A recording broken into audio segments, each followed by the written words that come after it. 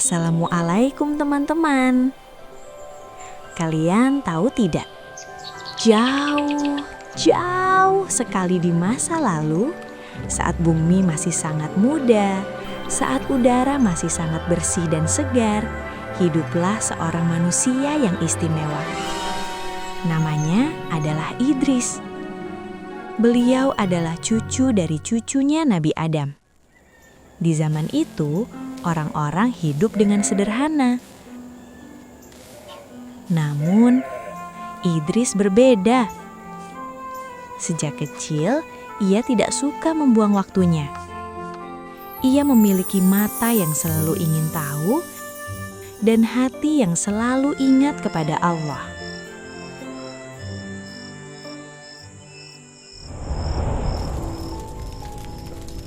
Pada masa itu, banyak anak Nabi Adam tersesat dan tidak beribadah kepada Allah karena bisikan iblis. Seperti salah satu kaumnya yang menyembah api.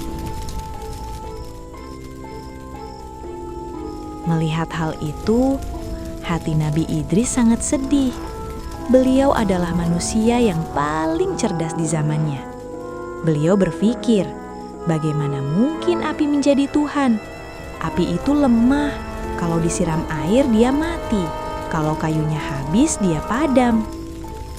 Nabi Idris tidak memarahi mereka dengan kasar. Beliau datang membawa cahaya ilmu. Beliau ingin mengajak mereka berpikir. Nabi Idris bertanya kepada mereka dengan lembut.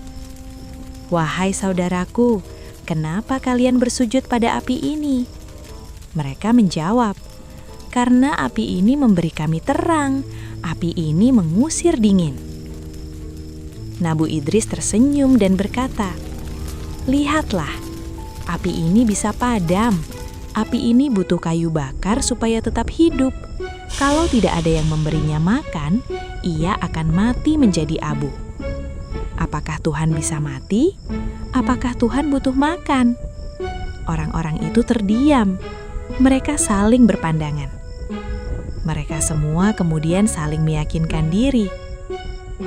Benar kata Idris, Tuhan itu Maha Agung, tidak mungkin bisa padam atau butuh makan. Mereka kemudian bertaubat kepada Allah dan bersujud bersama-sama. Kehebatan Nabi Idris tidak sampai di situ saja. Tahukah kalian? Dahulu ilmu pengetahuan tidak seperti sekarang. Sebelum ada Nabi Idris, orang-orang di dunia tidak tahu caranya menulis. Jika mereka punya ide, mereka sering lupa karena tidak dicatat. Allah mengajarkan Nabi Idris memegang pena. Nabi Idris kemudian mencoba menulis menggunakan pena itu. Nabi Idris adalah manusia pertama yang bisa membaca dan menulis loh.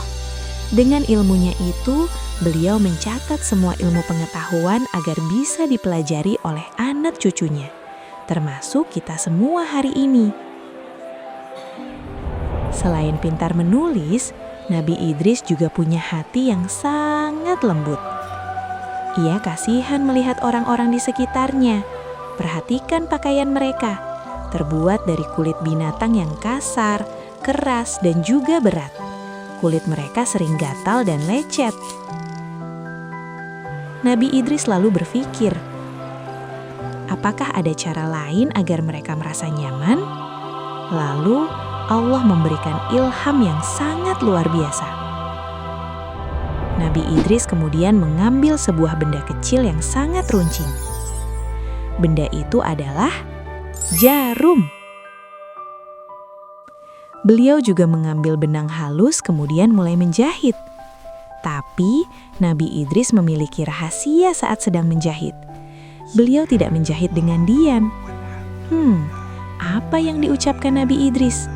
Ayo, kita dengar baik-baik suaranya. Subhanallah, walhamdulillah, wa la ilaha illallah, wallahu akbar. Wah, ternyata jahitan demi jahitan, Nabi Idris terus berzikir kepada Allah.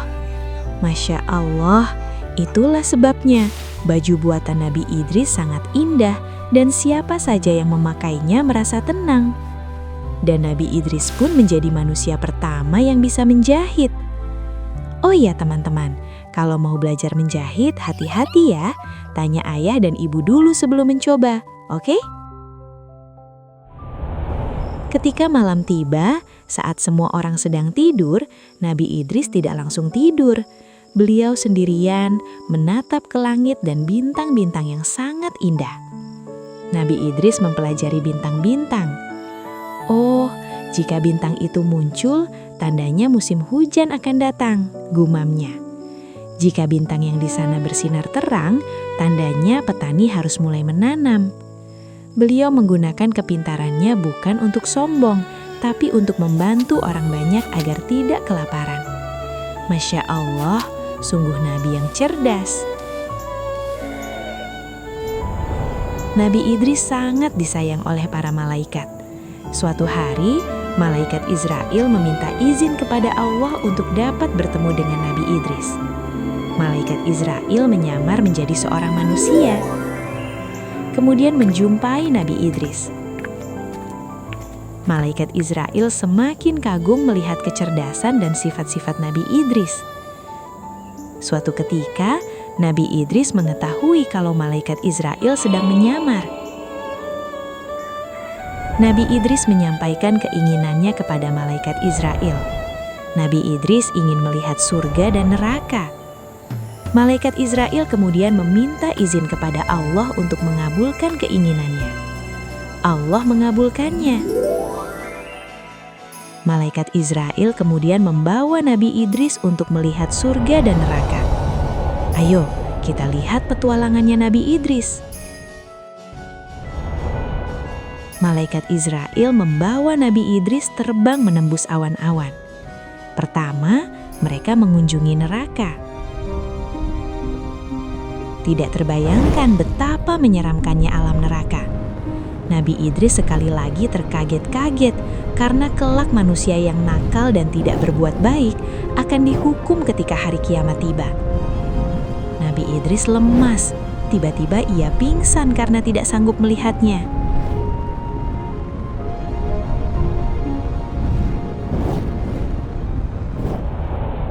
Kemudian, Nabi Idris dibawa mengunjungi surga.